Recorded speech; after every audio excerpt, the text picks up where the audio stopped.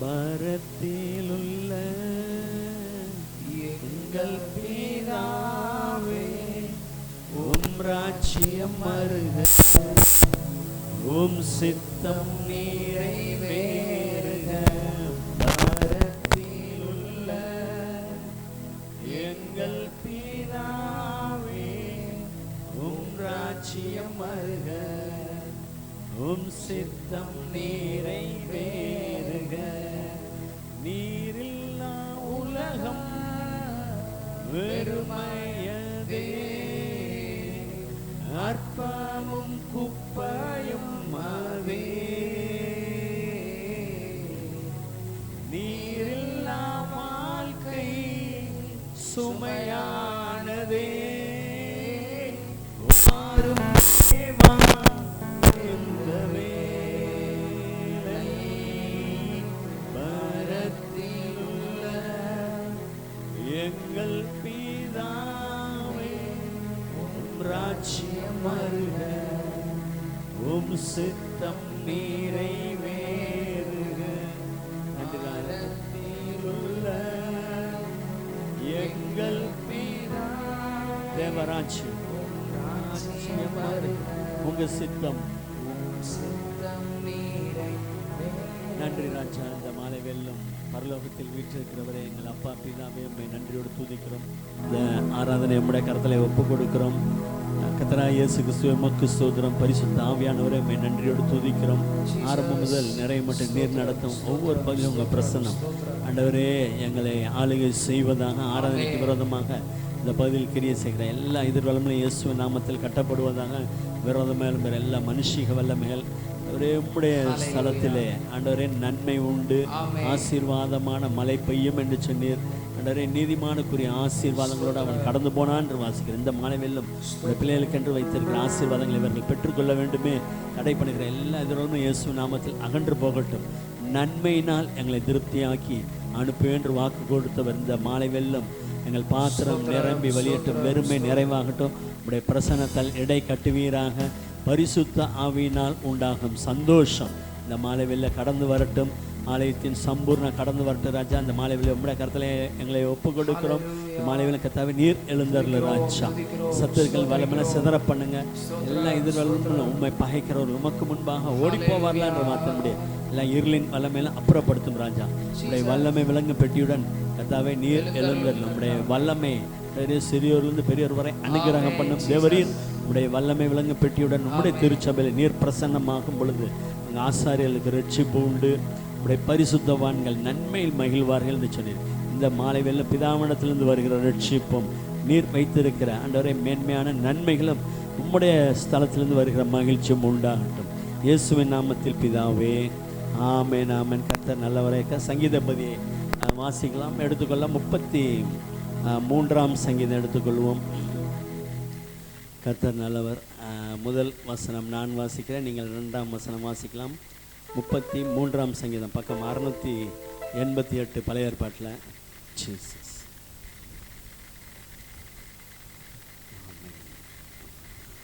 வாசிக்கலாம். 33ஆம் சங்கீதம்.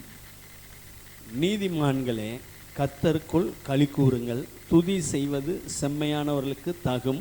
சுரமண்டலத்தினால் கர்த்தரை துதித்து 10 நரம்பு வீணையினாலும் அவரை கீர்த்தனம் பண்ணுங்கள். அவருக்கு புது பாட்டை பாடுங்கள், ஆனந்த சத்தத்தோட வாத்தியங்களை நேர்த்தியாய் வாசியுங்கள். உத்தமமும் அவருடைய செய்கையெல்லாம் சத்தியமுமாய் இருக்கிறது. அவர் நீதியிலும் நியாயத்திலும் பிரியப்படுகிறார். பூமி கர்த்தருடைய காருண்யத்தினால் நிறைந்திருக்கிறது. கர்த்தருடைய வார்த்தையினால் வானங்களும் அவருடைய அவைகளின் சர்வ சேனையும் உண்டாக்கப்பட்டது. அவர் சமுத்திர ஜலங்களை குவியலாக சேர்த்து ஆழமான ஜலங்களை பொக்கிஷ வைப்பாக வைக்கிறார். பூமி எல்லாம் கர்த்தருக்கு பயப்படுவதாக, உலகத்தில் உள்ள குடிகள் எல்லாம் அவருக்கு அஞ்சி இருப்பதாக. அவர் சொல்ல ஆகும், அவர் கட்டளையிட நிற்கும். ஜாதிகளின் ஆலோசனையை விருதாவாக்கி ஜனங்களுடைய நினைவுகளை அவமாக்குகிறார். கர்த்தருடைய ஆலோசனை நித்திய காலமாகவும் அவருடைய இருதயத்தின் நினைவுகள் தலைமுறை தலைமுறையாகவும் நிற்கும். கர்த்தரை தங்களுக்கு தெய்வமாக கொண்ட ஜாதியும் அவர் தமக்கு சுதந்திரமாக தெரிந்து கொண்ட ஜனமும் பாக்கியம் உள்ளது. கர்த்தர் வானத்திலிருந்து நோக்கி பார்த்து எல்லா மனுபுத்திரரையும் காண்கிறார். நாம் வாசமாய் இருக்கிற ஸ்தானத்திலிருந்து பூமியின் குடிகள் எல்லார் மேலும் கண்ணோக்கமாய் இருக்கிறார். அவர்களுடைய இருதயங்களை எல்லாம் அவர் உருவாக்கி அவர்கள் செய்கைகளை எல்லாம் கவனித்திருக்கிறார். எந்த ராஜாவும் தன் சேனையின் மிகுதியால் ரட்சிக்கப்படான், சௌரியவானும் தன் பலத்தின் மிகுதியால் தப்பான். ரட்சிக்கிறதற்கு குதிரை விருதா, அது தன் மிகுந்த வீரியத்தால் தப்புவியாது. தமக்கு பயந்து தமது கிருபைக்கு காத்திருக்கிறவர்களின் ஆத்துமாக்களை மரணத்திற்கு விலக்கி விடுவிக்கவும், பஞ்சத்தில் அவர்களை உயிரோடு காக்கவும் கர்த்தருடைய கண் அவர்கள் மேல் நோக்கமாய் இருக்கிறது. நம்முடைய ஆத்துமா கர்த்தருக்கு காத்திருக்கிறது. அவரே நமக்கு துணையும் நமக்கு கேடகமுமானவர். அவருடைய பரிசுத்த நாமத்தை நாம் நம்பி இருக்கிறபடியால் நம்முடைய இருதயம் அவருக்குள் களி கூறும். சேர்ந்து வாசிப்போம். கர்த்தாவே, நாங்கள் உம்மை நம்பி இருக்கிறபடியே உமது கிருபை எங்கள் மேல் இருப்பதாக. இதே தான் தாவீது 2ஆம் சங்கீதத்திலே சொல்லுவார். அல்லேலூயா. பாருங்க, எது ஒரு மனுஷன் மேலே இருக்குதோ இல்லையா, அவருடைய கிருபை இருந்தால் போதுமானது. அதனால தான் நம்ம எல்லாரும் அவருடைய கிருபையினாலே என்ன செய்யறது, இது வரைக்கும் ஸ்திரப்பட்டிருக்கிறோம். போஜனத்தினால் அல்ல, கிருபையினாலே இருதயம் ஸ்திரப்படுகிறது. நல்லது, இன்னைக்கு அதை சாப்பிடலாமா, இந்த எண்ணெயை சாப்பிடு, அந்த சோறை சாப்பிடு, இதை சாப்பிடு, குழம்பி போயிருக்கான் எல்லாரும். அல்லேலூயா. அவருடைய வாயிலிருந்து புறப்படுகிற கிருபையுள்ள வார்த்தையினாலே மனிதன் பிழைப்பான். அல்லேலூயா. நிறைய காரியங்கள் இதில் உண்டு. 2 காரியங்கள். அவர் சொல்ல ஆகும், அவர் கட்டளையிட நிற்கும். உங்கள் ஒவ்வொருவருக்கும் அவர் நன்மையை தான் பேசுவார். அல்லேலூயா. விசேஷமாக 18ஆம் வருஷத்தில் தமக்கு பயந்து தமது கிருபைக்கு காத்திருக்கிறவர்கள் ஆத்துமாக்களை மரணத்திற்கு விலக்கி விடுவிக்க. அதனால் மரணம்னா சரீர மரணம் அல்ல, பிசாசின் திட்டங்களுக்கு கர்த்தர் உங்களை விலக்கி அல்லேலூயா பாதுகாப்பார். பஞ்சத்தில் உங்களை உயிரோடு காக்கவும் கர்த்தருடைய கண்கள் உங்கள் மேல் நோக்கமாக பூமி எங்கும் உலாவுகிறார். தம்மை தேடுகிற உணர்வுள்ளவன் உண்டோ என்று பார்க்க மனுபுத்திரர் கண்ணோக்கினார். நீங்கள் எப்போ இதை சொல்லிட்டு நம்ம பாடப்போகிறோம். ஆராதனை போன்னு முடிவு எடுத்துட்டீங்கள்ல, கிளம்ப ஆரம்பிச்சிட்டிங்கல்ல, அப்போலேருந்து அவங்களுக்கு டிக் போட்டாருன்னு அர்த்தம். அலையிலேயே தான் ரகசியம் பார்த்துக்கங்களேன். அப்புறம் இங்கே வந்துட்டேன்னா கொண்டாட்டம் தான். ஆகையினால கர்த்தர் தாமே உங்கள் இருதயங்களை மகிழ்ச்சி ஆக்குவாராக. அவருடைய நாமத்தை மகிமைப்படுத்துவோம். கர்த்தர் செய்த நன்மைகளுக்காக நான் எண்ணத்தை செலுத்த தாவீது யோசிக்கிறேன். எண்ணத்தை அவர்கிட்ட கொண்டு விலையுயர்ந்ததை கொடுத்தாலும் உங்களை தொழுது கொள்வதுதான் எனக்கு சந்தோஷம். யெகோவா தேவனுக்கு 1000 நாமங்கள் எதை சொல்லி நான் பாடுவேன். கர்த்தர் செய்த நன்மைகளுக்காக கரம் தட்டி, நல்லா கரம் தட்டி ஆண்டவரை மகிமைப்படுத்தி யெகோவா தேவனுக்கு.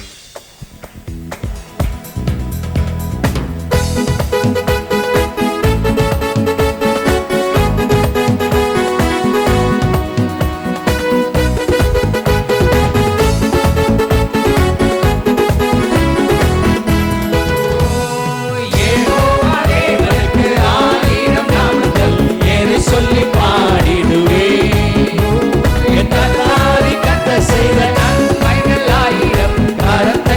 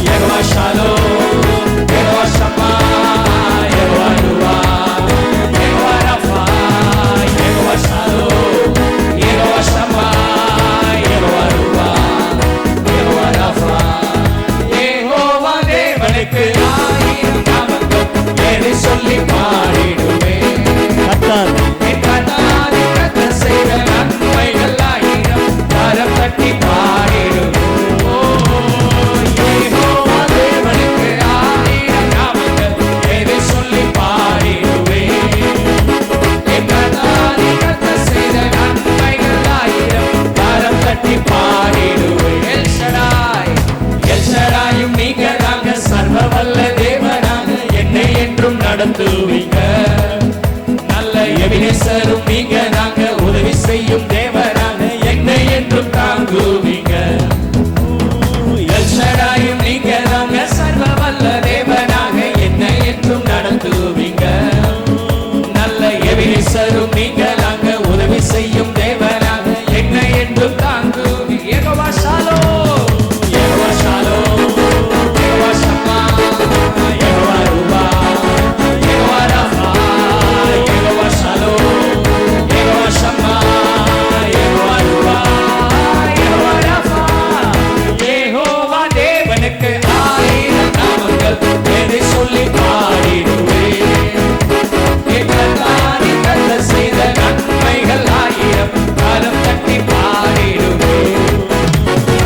யெகோவா தேவனுக்கு 1000 நாமங்கள், எதை சொல்லி பாடிடுவேன். எங்களால் கர்த்தர் செய்த நன்மைகள் 1000, கரம் தட்டி பாடிடுவேன். ஓ எலோகிமும் நீங்களாக, எங்கும் உள்ள தேவனாக எந்த நாளும் பாடுவேங்க. என் இம்மானுவேல் நீங்களாக, மண்ணில் வந்த தேவன் நீங்க, இன்றும் என்றும் பாடுவேங்க. எங்கும் நிறைந்தவரே எலோகிமும் நீங்களாக, என்றும் உள்ள தேவனாக எந்த நாளும் பாடுவேங்க. இம்மானுவேல் நீங்களாக, மண்ணில் வந்த தேவன் நீங்க, இன்றும் என்றும் பாடுவேங்க. யெகோவா ஷாலோம். ஓ யெகோவா ஷாலோம், யெகோவா ஷம்மா, யெகோவா ரூபா, யெகோவா ராஃபா, யெகோவா ஷாலோம், யெகோவா ஷம்மா, யெகோவா ரூபா, யெகோவா ராஃபா. யெகோவா தேவனுக்கு 1000 நாமங்கள், எதை சொல்லி பாடிடுவேன். என் கர்த்தாவே கர்த்தர் செய்த நன்மைகள் 1000, கரம் தட்டி பாடிடுவேன். யெகோவா யெகோவா தேவனுக்கு 1000 நாமங்கள், எதை சொல்லி பாடிடுவேன்.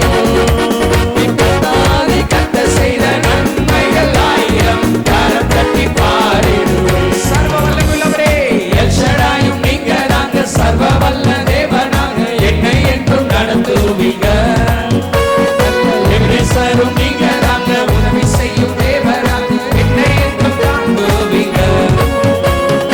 எல்ஷடாயும் நீங்க தாங்க, சர்வ வல்ல தேவனாக என்னை என்றும் நடத்துவீங்க.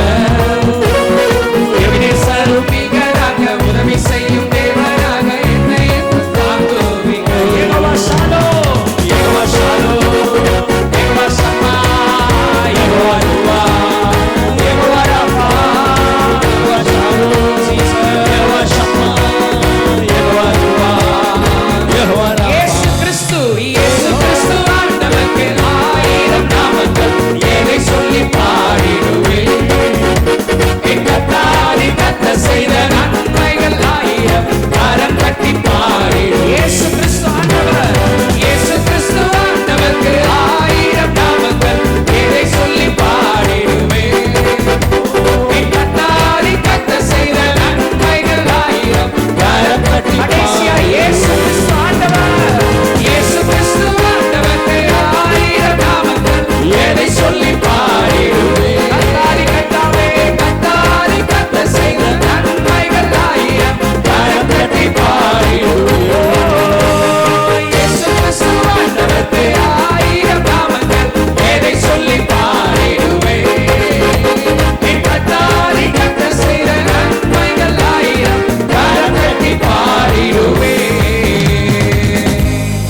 நல்லா கரங்களை தட்டி ஆண்டவருக்கு ஹalleluya. ஆமென். நல்லா உற்சாகமா இருக்கீங்க. அல்லேலூயா. ஆமென். நான் ரசிக்கப்பட்ட புதுசில் இந்த யூத் மீட்டிங் ஒன்று நடக்கும், சிஏ கேம்ப், கிரைஸ்ட் அம்பாசிடர்னு. அதுக்கு போகும்போது 2 பேர் பேசிக்கிறாங்க, இது என்ன பசங்களாம் உள்ளார போகிறாங்களே, பிள்ளைங்களாம் என்ன செய்வாங்க அங்கே போயின்னா, அதெல்லாம் ஒன்றும் தெரியாது. இவங்களை பற்றி ஒன்று சொல்கிறேன் கேளு. 2 ரயில்வே எல்கேஎஸில் நடக்குது. அதுக்கு ஏற்றாப்புல இந்த ரயில்வே சொசைட்டி இருக்குல்ல, அங்கே பேசிக்கிறாங்க. இவங்க நல்லா பாடுவாங்க, நல்லா ட்ரெஸ் பண்ணுவாங்க. இதுதான் அவுட்புட். என்ன ஒரு அலையிலையோ கூட ஹalleluya. அல்லேலூயா. ஹalleluya. அதனால தான் தாவீதுக்கு சொல்றார், என்னத்தை சொல்லி பாடுறதுனால தான் தாவீதுக்கு அடைமொழி வேதம் கொடுக்கிறது. மேன்மையாய் உயர்த்தப்பட்டு யாக்கோபின் தேவனால் அபிஷேகம் பெற்று இஸ்ரவேலின் சங்கீதங்களை என்மயமாய் பண்ண யாருப்பா அது? முத சொல்லும்போது எப்படி இருக்கும் கவனிக்கிறீங்களா? நம்மால் பேரை போட்டானு தான் பட்டத்தை போட்டுக்கிட்டு இருப்பான். இங்கே அப்படி இல்லை, ரிவர்ஸில் இருக்கும். எல்லாம் பட்டத்தை போட்டு யாராக இருக்குன்னா அவர் தான் தாவீது. இப்படி இருக்க இந்த பரத்த செய்கள் எங்கேருந்துன்னா பரத்திலிருந்து வந்தது. அல்லேலூயா. தாவீது சொல்கிற ஆண்டவரை பார்த்து, என் கருவை உம்முடைய கண்கள் கண்டது, கஷ்டத்தை நான் படுற கஷ்டம் கர்த்தருக்கு தெரியாதா அப்படி நினைக்க கூட வேணாம். அல்லேலூயா. உலகத்தில் உள்ளதான் செய்வான். கடவுளுக்கு கண்ணு இல்லை, இவருக்கு இருக்க நிறைவான கண்கள். கர்த்தருடைய கண்கள் செருபாபேல் கையில் தூக்கு நூலை சந்தோஷமாய் பார்க்கிறது. நீங்கள் கர்த்தருக்காக வந்தீங்களா ஓடி அவரை ஆராய்க்கலாம், அதை சந்தோஷமாய் பார்க்கிறார். அதனால் தாவீது சொன்னார், கர்த்தருடைய கண்கள் என் கருவை அவருடைய கண்கள் கண்டது, என் தாயின் கர்ப்பத்திலிருந்து வெளிப்பட்ட போது உமது சார்பில் விழுந்தேன். அல்லேலூயா. நான் எங்கள் அம்மாட்ட பால் குடிக்கும்போதே என்னை உன் பேரில் நம்பிக்கையாக இருக்க பண்ணினீர். சொல்லுமா அப்படி புள்ள அல்ல? அல்லேலூயா. என்ன புள்ளப்பா தாவீது? அல்லேலூயா. அதனால தான் கர்த்தாவே நான் நம்ப பண்ணின வசனத்தை உமது அடியனுக்காக நினைத்தரலும். அல்லேலூயா. என்னை கண்டவரே பாட போய்க்கிறோம். நிறைய பேர் பயப்படுவோம், ஐயோ அது கர்த்தருடைய கண்கள். இப்போ வாசிச்சோம்ல, நீதிமான்கள் மேல் அவருடைய கண்கள் உங்கள் மீது நோக்கமாக இருக்குது, பஞ்சத்தில் உயிரோடை காக்க, மரணத்திற்கு சத்துருவின் வல்லடிக்கு விலக்கி காக்க. ஆக என்னை கண்டவரே, என்னை காண்பவரே, என்னை காத்தவரே இனிமேலும் காப்பீர். அல்லேலூயா. தாவீது சொன்னார் ஒரு வசனத்தை, உங்கள் எல்லாருக்கும் ஆண்டவர் ரேமா ஒரு வசனம் கொடுத்துருப்பாரு. என்னை பொறுத்த மட்டும் நான் ஒரு வசனம், என்னைக்கு ரசிக்கப்பட்டேன்னா அதுலேருந்து இன்னைக்கு வரைக்கும் இந்த தேவன் என்றென்றைக்கும் உள்ள சதா காலங்களிலும் நம்முடைய தேவன் மரண பரியந்த நம்மை நடத்தும். அல்லேலூயா. கர்த்தர் நம்மை பாதுகாக்கிறவர், நம்மை கண்டவருக்கு, நம்மை காண்கிறவருக்கு இதுவரைக்கும் பாதுகாத்தார்ல, இனியும் காப்பார். அல்லேலூயா. உங்களையும் உங்கள் பிள்ளைகளையும் பாதுகாப்பார். அல்லேலூயா. அதான் சந்தோஷமா ஆண்டவரை மகிமைப்படுத்துவோம் நம்மை காண்கிறவருக்கு.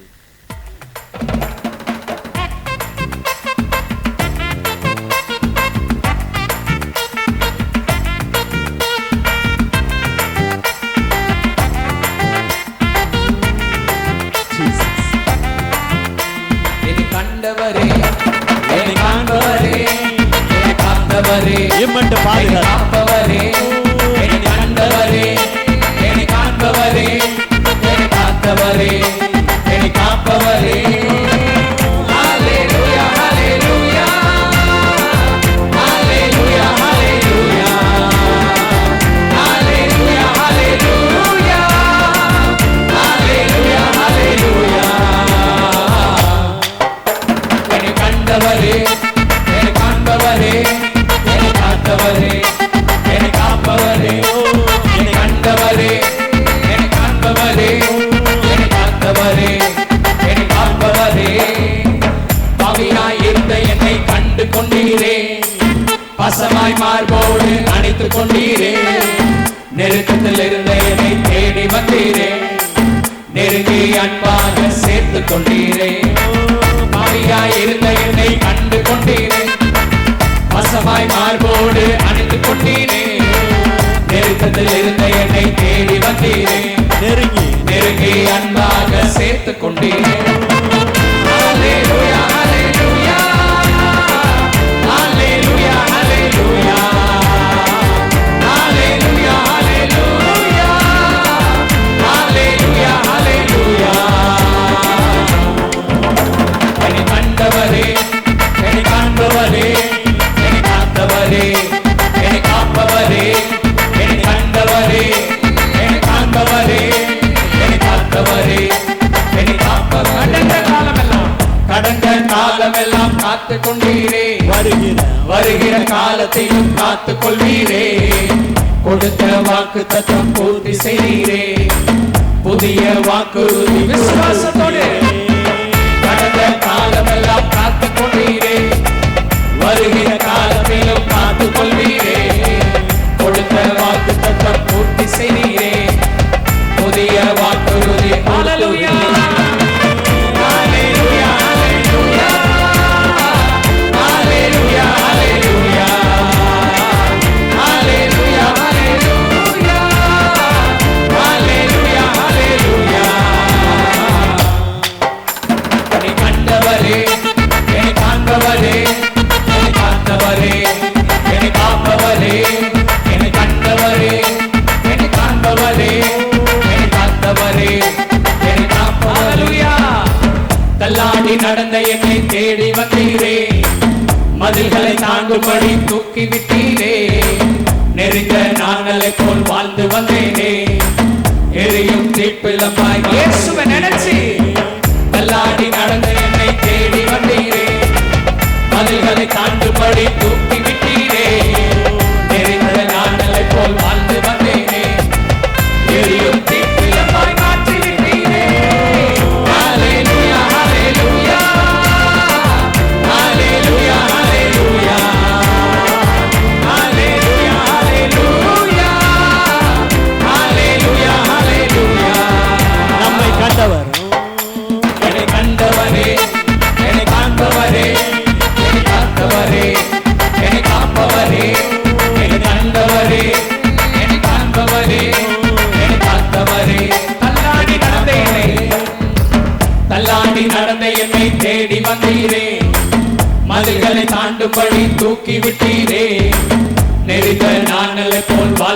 வந்தேனே, எரியும் தீப்பிள்ளமாய் மாற்றி விட்டீரே. தள்ளாடி நடந்த என்னை தேடி வந்தீரே, பதில்களை தாண்டும்படி தூக்கி விட்டீரே. தெரிந்த நாடலை போல் வாழ்ந்து வந்தேனே, எரியும் தீப்பிள்ளமாய் மாற்றி விட்டீரே. ஹல்லேலூயா ஹல்லேலூயா ஹல்லேலூயா ஹல்லேலூயா ஹல்லேலூயா ஹல்லேலூயா ஹல்லேலூயா ஹல்லேலூயா ஹல்லேலூயா ஹல்லேலூயா. உமக்கு மகிமை செலுத்துகிறோம். ஹல்லேலூயா ஹல்லேலூயா. இயேசுவே உமக்கு மகிமை. ஹல்லேலூயா ஹல்லேலூயா ஹல்லேலூயா ஹல்லேலூயா. என்னை கண்டவரே, என்னை காண்பவரே, என்னை பார்த்தவரே, என்னை காப்பவரே, என்னை கண்டவரே, என்னை காண்பவரே, என்னை பார்த்தவரே.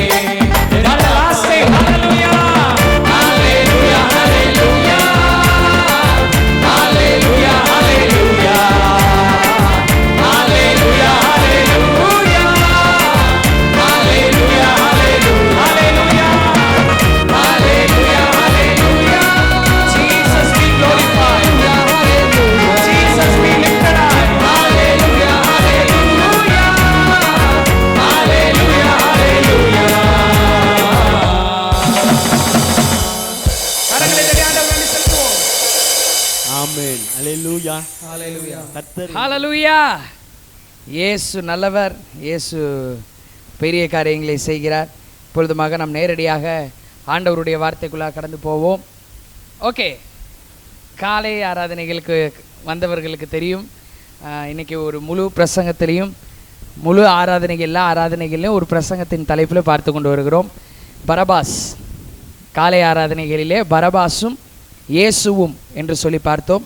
இந்த மாலை ஆராதனையிலும் பரிசுத்த ஆவியானவர் நம்மோடு இடைபடுவாராக. எல்லாரும் எடுத்து வாசிக்கலாம். அதே அதிகாரம் மத்தேயு 27:15 வரையிலும்.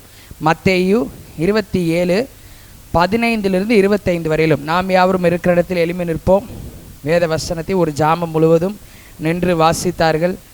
எனவே எழும்பி நின்று நாம் வேத வசனத்தை வாசிப்போம். மத்தேயு 27:15-25. ஓகே, நாம் யாவரும் அமர்ந்து கொள்வோம். காலையிலே நான் சொன்ன அந்த ஒரு காரியத்தை மட்டும் சுருக்கமாக உங்கள்கிட்ட சொல்லிட்டு போயிடுறேன். எதற்காக இந்த இயேசு கிறிஸ்துவினுடைய இந்த வாழ்க்கையில் நடுவிலே இந்த பரபாஸ் வர வேண்டும், எதற்காக இந்த சம்பவம் நடக்க வேண்டும்? இது ஒன்றும் ஒரு பெரிய சம்பவம் அது இல்லை, சின்னதாக முடிஞ்சிடுது. மத்தையிலையும் மார்க்லேயும் மட்டும்தான் மென்ஷன் ஆகியிருக்குது. குவிக்காக முடிஞ்சிடுது. உதாரணத்துக்கு கூட சொன்னேன், ஒரு பெரிய 2.25 மணி நேரம் ஜீசஸ் ஃபிலிமில் 15 நிமிஷம் கூட வராதுன்னு நினைக்கிறேன் இந்த பரபாசுடைய சம்பவம். எதற்காக இது வர வேண்டும், எதற்காக பரிசுத்த ஆவியானவர் இதை முன்குறித்து வைத்திருக்கிறார்? இன்றைக்கு பெயரோடு மென்ஷன் பண்ணியிருக்கிறார். அநேக பெயர்கள் வேதத்திலே இல்லை. கானானிய ஸ்திரீ என்று முடிந்துவிடும். விபச்சாரத்திலே கையும் களவுமாய் பிடிபட்ட ஸ்திரீ என்று முடிஞ்சிடும். இன்னும் போனோம்னாக்க ஒருவன் வந்து அப்படின்னு இருக்கும், 100க்கு அதிபதி அப்படின்னு இருக்கும். பெயர் பெருசாக இருக்காது. ஆனால் இதற்கு பரபாஸ் என்று பெயர் இருக்கிறது. எதற்காக என்று சொல்லி காலையிலே பரபாசும் இயேசுவும் என்று பார்த்தோம். இயேசு எப்படியெல்லாம் நிறுத்தப்பட்டார், யூடியூப்லேயே அது வரும், நீங்கள் கேளுங்க. இந்த பிரசங்கத்தை நீங்கள் கேட்குறப்ப அந்த முதல் பார்ட் வந்து யூடியூப்பில் வந்திருக்கும். நீங்கள் அதை கேட்டு ஆசீர்வதிக்கப்படுங்கள். நன்றாய் கவனியுங்கள். இப்போ பரபாசும் இயேசுவும் பார்க்க போகிறது கிடையாது. இப்போ பரபாசும் நானும், பரபாஸ் அண்ட் ஐ.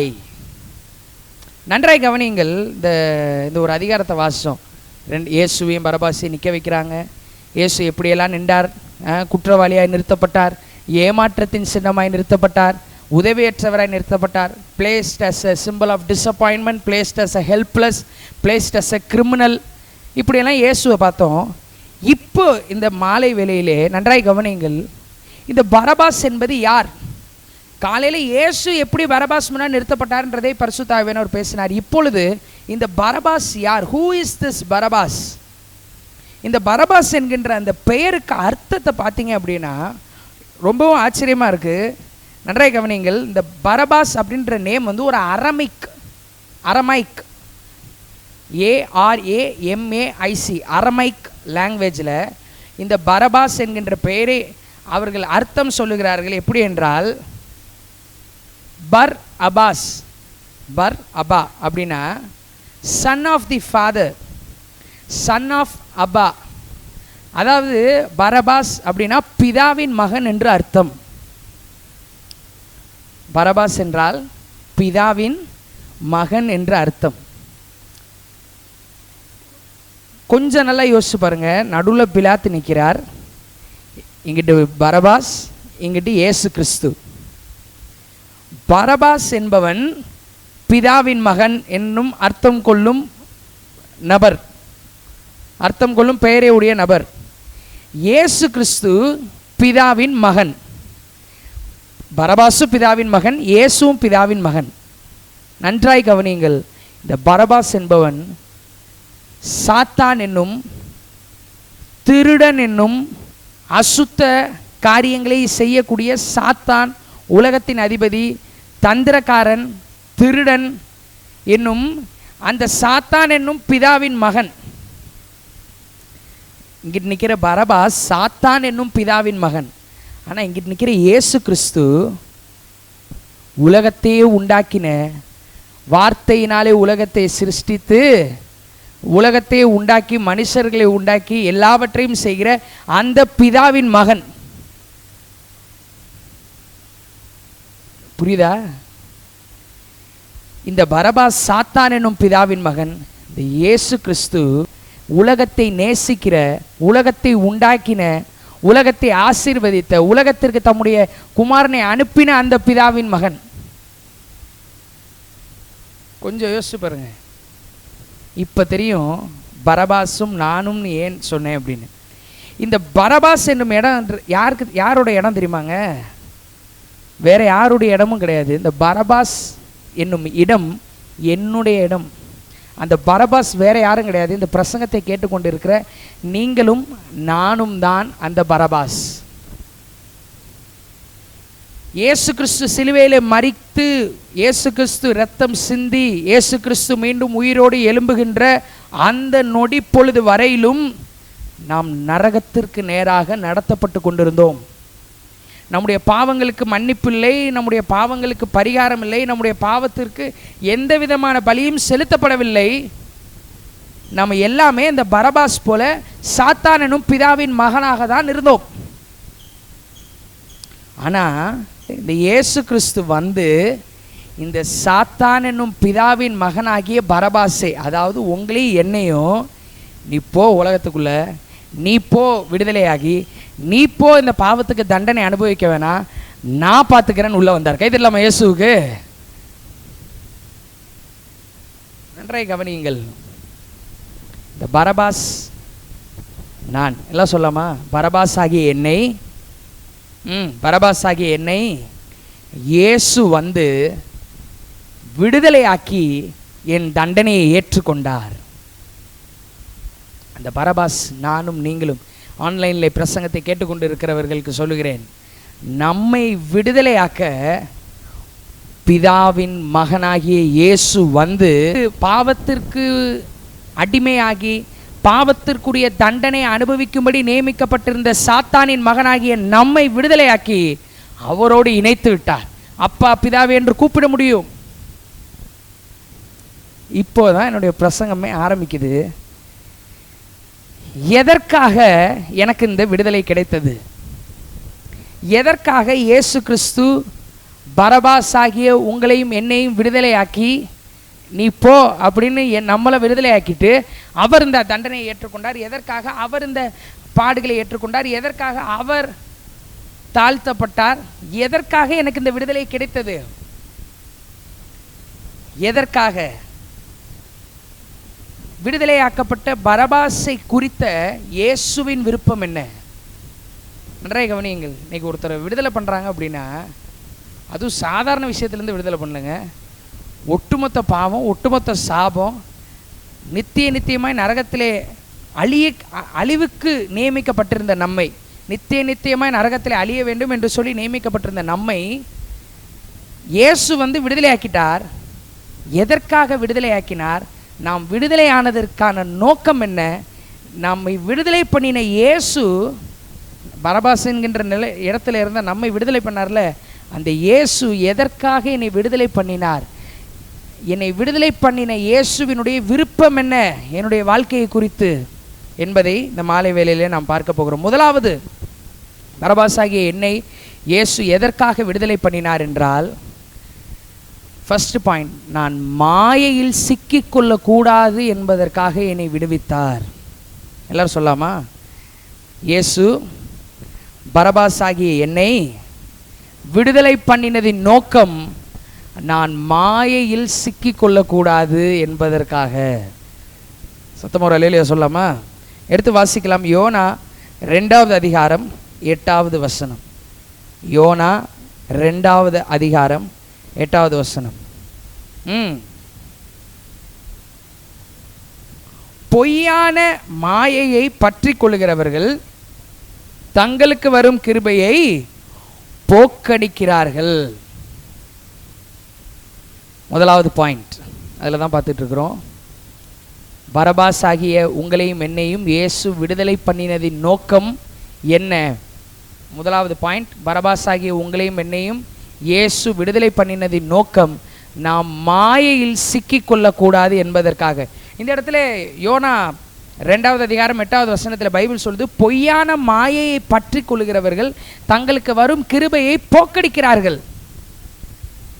பொய், அதாவது புரியுற மாதிரி சொல்லணும்னா, பொய்யான மாயையை அப்படி பிடிச்சிக்கிட்டோம்னா, பொய்யான மாயையை ஹோல்டு பண்ணிக்கிட்டோம்னா, நம்மளை விடுதலை பண்ணார்ல, அந்த விடுதலை பண்ணது கிருபைங்க.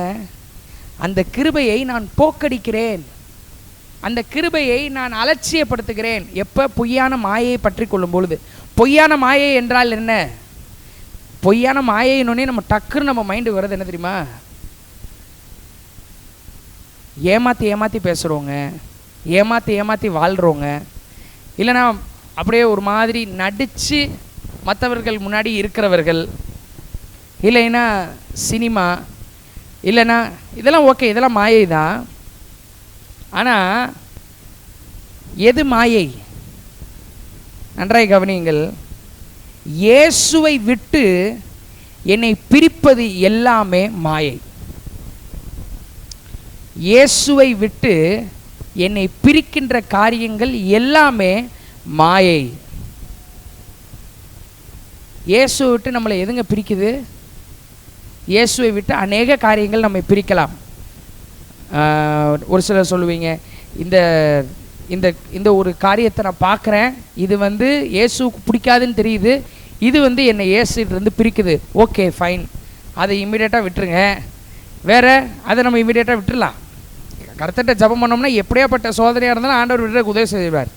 அப்புறம் அடுத்து இந்த ஒரு நபர், இவங்கள்ட்ட சேர்ந்தேன்னா, இவங்கள்ட்ட பேசுனனாலே நான் ஒரு சில காரியங்களை செஞ்சிட்றேன், அதனால் இது என்னை ஆண்டவர் விட்டு பிரிக்குது. ஓகே, ஜெபம் பண்ணிங்கன்னா கர்த்தர் அந்த விஷயத்துலேருந்து உங்களை கரெக்டாக பாதுகாத்துக்கொள்வார், பிரித்து விடுவார். வேறு இதெல்லாம் மட்டும்தான் மாயையா? இதெல்லாம் மட்டும்தான் இயேசு விட்டு என்னை பிரிக்குதா? ஜெபம் பண்ணி கொண்டு இருக்கும்போது பரிசுத்த ஆவியானவர் இந்த ஒரு காரியத்தை உணர்த்தினார். இன்னைக்கு மத்தியான வேளையில் பரிசுத்த ஆவியானவர் இந்த காரியத்தை உணர்த்தினார். நன்றாய் கவனிங்கள். இதில் அநேகர், நாம் எல்லாருமே இந்த விஷயத்தில் தவறுகிறோம். எது தெரியுமாங்க மாயை?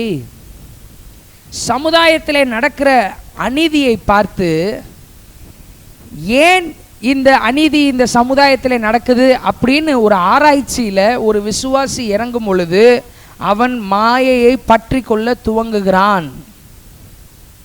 நன்றாய் கவனியுங்கள். ஏன் சமுதாயத்தில் இந்த அநீதி நடக்கிறது என்கின்ற ஆராய்ச்சியில் ஒரு விசுவாசி, கர்த்தருடைய பிள்ளை, விடுதலை ஆக்கப்பட்ட பரபாஸ் இறங்கும் பொழுது அவன் மாயையில் சிக்கிக்கொள்ள ஆரம்பிக்கிறான், அவன் மாயையை பற்றி கொள்ள ஆரம்பிக்கிறான். இன்னும் உங்களுக்கு புரியுற மாதிரி சொல்கிறேன். நம்முடைய சமுதாயத்தில் அநேக குழந்தைகளுக்கு அநீதி நடக்கிறது. அநேக குழந்தைகள் கொலை செய்யப்படுகிறார்கள். குழந்தைங்க என்னங்க பாவம் பண்ணுச்சு, குழந்தைங்க என்னங்க தப்பு பண்ணுச்சு, குழந்தைங்களுக்கு எதனாலங்க இதெல்லாம் நடக்குது என்று சொல்லி அந்த ஆராய்ச்சியில் இறங்க ஆரம்பிக்கிறவர்கள் மாயையை பற்றி கொள்ள துவங்குகிறார்கள். அடுத்து அநேக விபத்துகள் நம்முடைய சமுதாயத்தில் நடக்கிறது. மெனி ஆக்சிடென்ட்ஸ், அநேக விபத்துகள் நடக்கிறது. ஏன் இந்த சமுதாயத்தில் இந்த விபத்து நடக்குது? கடவுள் இருக்கிறாரா இல்லையா? கடவுள் நல்லவராக இருந்தால் ஏன் இது நடக்கணும்? எதனால? ஏன் ஏன் ஏன் ஏன் என்கின்ற ஆராய்ச்சியிலே ஒரு விடுதலையாக்கப்பட்ட பரபாஸ் இறங்கும் பொழுது அவன் மாயையிலே சிக்கிக் கொள்கிறான், மாயையை பற்றி கொள்கிறான். அநேக திட்டமிட்ட கொலைகள் நம்முடைய சமுதாயத்திலே நடக்கிறது. பிளான் டெத், பிளான் மர்டர், திட்டமிட்ட கொலைகள் நடக்கிறது. அந்த காரியத்தை பார்க்குறப்ப, அதை கேள்விப்படுறப்ப, ஏன் இந்த திட்டமிட்ட கொலைகள் நடக்க வேண்டும்? ஏன் இதை கடவுள் தடுத்திருக்க கூடாதா? ஏன் இதை இப்படி நடக்காமல் இருந்திருக்கலாமே? இந்த ஆராய்ச்சியிலே விடுதலையாக்கப்பட்ட பரபாஸ் இறங்கும் பொழுது அவன் அந்த கிருபையை போக்கடித்து விட்டு மாயையை பற்றி கொள்கிறான். அநேக தற்கொலைகள் இந்த சமுதாயத்தில் நடக்கிறது. ஏன் தற்கொலை நடக்கணும்? தற்கொலை பண்ணால் நரகம் தெரியும்ல. எதற்காக அந்த தற்கொலை நடக்கிறதுக்கு கடவுள் உடனும்? ஏன் அது நடக்கணும்? நன்றாய் கவனியுங்கள். யோனா 3:8 2:8 வசனம் சொல்லுது, பொய்யான மாயையை பற்றி கொள்ளுகிறவர்கள் தங்களுக்கு வரும் கிருபையை போக்கடிக்கிறார்கள். சமுதாயத்தில் அநீதி நடக்கும் பொழுது அந்த அநீதி ஏன் நடக்கிறது, எதற்காக நடக்கிறது, ஏன் நடக்க வேண்டும், எப்படி நடக்கலாம், நடந்திருக்க கூடாது, இந்த மாதிரி ஆராய்ச்சியிலே இறங்கி இதையே யோசித்து இதையே சிந்திச்சு இதையே நாம் மெடிடேட் பண்ணிக்கிட்டே இருக்கும் பொழுது நாம் மாயையை பற்றி கொள்ள ஆரம்பிக்கிறோம், கிருபையை போக்கடிக்கிறோம். இந்த கிருபை ரொம்பவும் பெருசு. பரபாஸ் ஆகிய நான், சாத்தான் என்னும் பிதாவின் மகனாகிய நான், நரகத்திற்கு நியமிக்கப்பட்டிருந்த நான், இயேசு என்னும் ஒரே பேரான குமாரன் முழு கிருபையை எனக்கு தந்து என்னை விடுதலையாக்கி அவர் தண்டனை ஏற்றுக்கொண்டார். அவரை யோசிப்பதை விட்டுவிட்டு, அவருடைய கிருபையை சிந்திப்பதை விட்டுவிட்டு சமுதாயத்தில் நடக்கிற அநீதிகளை குறித்து சிந்தித்துக் கொண்டிருக்கிறோம். மிகப்பெரிய மாயை. இப்போ நீங்கள் அடுத்து இப்போ இதை கேட்குறப்ப உங்களுக்கு ஒரு கேள்வி வரும். அப்போ அநீதி நடக்கிறப்ப நம்ம என்ன தான் செய்கிறது? அப்போ இதெல்லாம் கேட்க வேணாமா? பாரம் வேணாமா? நமக்குள்ளே தேசத்தை குறித்ததான ஒரு பாரம் வேணுமே. அப்போ இதெல்லாம் நம்ம ஆராய்ச்சி, இதெல்லாம் நம்ம கேள்விப்படக்கூடாது. இதெல்லாம் நம்ம என்ன பண்ணுறது? இது நடக்கிறப்ப நம்ம என்ன பண்ணுகிறது? தொடர்ந்து நியூஸில் நமக்கு வருதே, தொடர்ந்து டிவியை திருப்பினா நமக்கு இதில் வருதே, ஃபோன் எடுத்தால் வருதே, இங்கே இவங்களை கொலை பண்ணிட்டாங்க, அங்கே இவங்களை கொலை பண்ணிட்டாங்க, இங்கே இது நடந்துருச்சு, அங்கே அது நடந்துருச்சு. இப்போ நம்ம என்ன பண்ணுறது? வேதம் நமக்கு என்ன பண்ண சொல்லுதோ அதை தாங்க பண்ணணும். நன்றாய் கவனியுங்கள். வேதம் என்ன தெரியுமா சொல்லுது? ஜெபிக்க வேண்டும் என்று சொல்லுகிறது. நன்றாய் கவனியுங்கள். சமுதாயத்தில் அநீதி ஏற்படும் பொழுது ஒரு நீதிமான், ஒரு விசுவாசி ஜெபிக்க வேண்டும். ஆராய்ச்சியில் இறங்கக்கூடாது, ஜெபிக்க வேண்டும். எல்லா மனுஷருக்காகவும் விண்ணப்பம் பண்ணுங்கள். இன்னொரு இடத்துல இருக்குது, எல்லா மனுஷரும் ரட்சிக்கப்படவும் சத்தியத்தை அறிகிற அறிவை அடையும் அவர் சித்தமுள்ளவராக இருக்கிறார். மனுஷன் ரத்தம் சிந்துவதை இயேசு விரும்பவில்லை. மனுஷன் நசுக்கப்படுவதை, மனுஷன் துன்பப்படுவதை, மனுஷன் மிதிக்கப்படுவதை இயேசு விரும்பவில்லை. சமுதாயத்தில் அநீதி நடக்கிறதை இயேசு விரும்பவில்லை. அப்போ நான் என்னங்க பண்ணுது? நடக்குதே. அப்போ நான் என்ன பண்ணுறது? நாம் ஜெபிக்க வேண்டும். இயேசுவின் இடத்திலே ஜெபம் பண்ண வேண்டும். நான் பேசும்பொழுது, நான் ஜெபிக்கும் போது இயேசு என்னை கேட்பார், என்னுடைய ஜெபங்களுக்கு பதில் உண்டு என்கின்ற நம்பிக்கையோடு நாம் ஜெபித்தோம் என்றால் தெரிந்து கொள்ளப்பட்ட நம் நிமித்தம் எல்லாம் குறைக்கப்படும். கைதரலாமா இயேசுவுக்கு? ஆனால் பிசாசு தந்திரமாய் இந்த ஆராய்ச்சியில் நம்மை இறங்க வச்சு ஆட்டோமேட்டிக்காக நமக்குள்ளே இருக்கிற விசுவாசத்தை குறைச்சி, ஏன் இது நடக்கணும், எதனால் இது நடந்துச்சு, எதனால இது நமக்கு நடந்திருக்கக்கூடாது, எதனாலன்ற ஆராய்ச்சியில் இறங்கும் பொழுதே ஜெபம் குறையும். அப்படியே ஜெபிச்சாலும் ஜெபம் பயத்திலிருந்து வரும், ஜெபம் விசுவாசத்திலிருந்து வராது. ஆனால் இந்த காரியங்களை கேள்விப்படும் பொழுதே நேரடியாக இயேசுவின் இடத்துல திரும்பி, கர்த்தாவே நீர் இதை அறிந்திருக்கிறீர், உமக்கு இது எல்லாம் தெரியும், உம்மிடத்திலே நான் ஜெபிக்கிறேன், காரியங்களை மாற்றும். ஜெபித்தோம் என்றால் இயேசு காரியங்களை மாற்றுவார். முதலாவது, மாயையில் சிக்கிக்கொள்ளக்கூடாது என்பதற்காக பரபாஸ் என்னும் என்னை இயேசு விடுதலையாக்கினார். பரபாஸ் என்னும் உன்னை இயேசு விடுதலையாக்கினார். பரபாஸ் என்னும் நம் அனைவரையும் இயேசு விடுதலையாக்கினது மாயையில் சிக்கிக்கொள்ளக்கூடாது என்பதற்காக. இயேசுவை விட்டு நம்மை பிரிக்கிறது எல்லாமே மாயை. எது இயேசு விட்டு என்ன பிரிக்குது? சமுதாயத்திலே அநீதி ஏற்படும் பொழுது ஏன் இது நடக்கிறது என்கின்ற ஆராய்ச்சியில் நாம் இறங்கும் பொழுது மாயையை பற்றி கொள்ள ஆரம்பிக்கிறோம். தொடர்ச்சியாக பார்ப்போம். ரெண்டாவது, அந்த ஃபஸ்ட்டு பாயிண்ட்லேயே தான் அடுத்தது பார்க்குறேன். ஃபஸ்ட்டு பாருங்கள், இத்தனை நாள் நம்ம அப்படி தான் நினச்சிட்டு இருந்திருக்கோம். சமுதாயத்தில் ஏதாவது நடக்கிறப்ப அதே கூடி கூடி கூடி கூடி பேசுறது. இங்கே நடந்துருச்சு பார்த்தீங்களா, அங்கே உங்களை கொண்டுட்டாங்க பார்த்தீங்களா, அங்கே இது நடந்துருச்சு பார்த்தீங்களா, இங்கே நடந்துட்டு தாங்க இருக்குது. பேசிகிட்டே இருந்தால் அது குறைஞ்சிருமா? ஜெபம் பண்ண வேண்டும், இயேசுவினிடத்திலே தெரியப்படுத்த வேண்டும், இயேசுவினிடத்திலே இதை பற்றி பேச வேண்டும். மனிதர்கள்ட்ட பேசுகிற விட்டுட்டு இயேசுகிட்ட பேசுவோம், நல்ல பதில்களை நாம் காண்போம். அல்லேலூயா. விசுவாசத்து ஜெபம் முடிச்சோன்னையும் மனசில் பெரிய சமாதானம் வரணுங்க. ஜெபம் முடிச்சோன்னே மனசில் பெரிய நிம்மதி வரணுங்க. ஜெபம் முடிச்சோன்னே மனசில் பெரிய சந்தோஷம் வரணுங்க. ஜெபத்தை முடிச்சுட்டு டிப்ரெஷன்லேயே எந்திரிச்சோம்னாக்க ஜெபமே சரியில்லைன்னு அர்த்தம். ஜெபத்தை ஆரம்பிக்கும் போது டிப்ரெஸ்டாக ஆரம்பிக்கிறேன்னா ஓகே, உலகத்தில் இருக்கிறீங்க, ஒரு சில காரியங்கள் உங்களை போட்டு அழுத்துதுன்னா ஒன்றும் பிரச்சனை இல்லை, கர்த்தருடைய சமூகத்தில் போய் ஜெபியுங்கள். ஆனால் ஜெபிச்சு முடிச்சதுக்கப்புறமும் நான் அப்படியே டிப்ரெஸ்டான நிலைமையில தான் ஜெபத்தை முடிச்சுட்டு வெளில வரேன் அப்படின்னா யாருக்கிட்ட பேசிட்டு வந்தீங்கன்றதே உங்களுக்கு தெரில, யார்கிட்ட உங்களோட காரியத்தை எல்லாத்தையும் சமர்ப்பிச்சிருக்கீங்கன்னே தெரில. ஒரு பெரிய தேவை இருக்குங்க, 1.5 லட்சம் உங்களுக்கு தேவைங்க. 1.5 லட்சம் ஒரு கடன் இருக்குது, ஒருத்தர்கிட்ட நீங்கள் கொடுக்கணும். நல்லா கவனிங்க, 1.5 லட்சம் நீங்கள் ஒருத்தர் கொடுக்கணும். அந்த 1.5 லட்சத்தை நீங்கள் போய் பேங்க்கில் போய் எடுத்துகிட்டு வரணும். கடன் கொடுக்கணுமே, கொடுக்கலன்னா அவனை திட்டுவானே, கொடுக்கலன்னா அவன் வந்து கத்துவானே, கொடுக்கலன்னா என்னென்னமோ நடக்குமே, இதெல்லாம் யோசிச்சுட்டு பேங்க்குள்ளே போகிறீங்க. ஓகே, உங்களுக்கு தேவை இருக்குது, இதெல்லாம் நினைக்கிறீங்க. ஓகே, பேங்க்குள்ளே போயிட்டு 1.5 லட்சத்துக்கு பதிலாக 3 லட்சம் உங்களுக்கு இருக்குது. 3 லட்சத்தை பேங்க் மேனேஜர் கொடுத்துட்டார். 3 லட்சத்தை எடுத்துகிட்டு வரும்போதும் இவன் கேட்பானே, இவன் கொடுக்கணுமே அப்படின்னு யோசிச்சுட்டே வந்தீங்கன்னா நீங்கள் யாருன்னு நீங்களே முடிவு பண்ணிக்கங்க. இயேசு கிறிஸ்து சர்வ ஞானி, இயேசு கிறிஸ்து சர்வ வல்லமையுள்ளவர், இயேசு கிறிஸ்து பாதாளத்தை ஜெயித்தவர், மரணத்தை ஜெயித்தவர், உயிரோடு எழுந்தவர், இன்றைக்கும் உயிரோடு இருக்கிறவர். பிரச்சனைகளோடு போகிறவர்களுக்கு பாரத்தை இறக்கி வைங்கன்னு தான் சொல்லியிருக்காரு இல்லையா, பாரத்தை ஏற்றிக்கிட்டு போங்கன்னு சொல்லலைங்க. தேசத்திற்காக விசுவாசத்தோடு ஜெபிப்போம், சமுதாயத்திற்காக விசுவாசத்தோடு ஜெபிப்போம். மாயை பற்றி கொள்ளாமல் கிருபையை பற்றி கொள்வோம். அடுத்து இரண்டாவது எது? மாயை. முதலாவது சமுதாயத்தில் நடக்கின்ற அநீதியை ஆராய்ச்சி செய்கிறது மாயை. இரண்டாவது எது மாயை என்றால், சுவிசேஷத்தை விட எனக்கு எதெல்லாம் பெருசா தெரியுதோ எல்லாமே மாயை. சுவிசேஷத்தை விட எவையெல்லாம் எனக்கு பெரிதாக தெரிகின்றதோ எல்லாமே மாயை. நல்லா கவனிங்க, மாயைனா சினிமா மட்டும்தான் மாயைன்னு இத்தனை நாள் நினச்சிட்டு இருந்திருப்போம். மாயை தாங்க, அதுவும் உண்மை கிடையாது, அதுவும் மாயை தான், அது மாயை தான். சினிமா மட்டும்தான் மாயைன்னு நினச்சிட்டு இருந்திருப்போம். பாவ சந்தோஷங்கள் மட்டும்தான் மாயைன்னு நினச்சிட்டு இருந்திருப்போம். இன்னும் வேற என்ன, நிறைய நீங்களே போட்டுக்கோங்க, இது மட்டும்தான் மாயை, அது மட்டும்தான் மாயைன்னு நினச்சிட்டு இருந்திருப்போம். ஆனால் அது மட்டும் மாயை கிடையாது.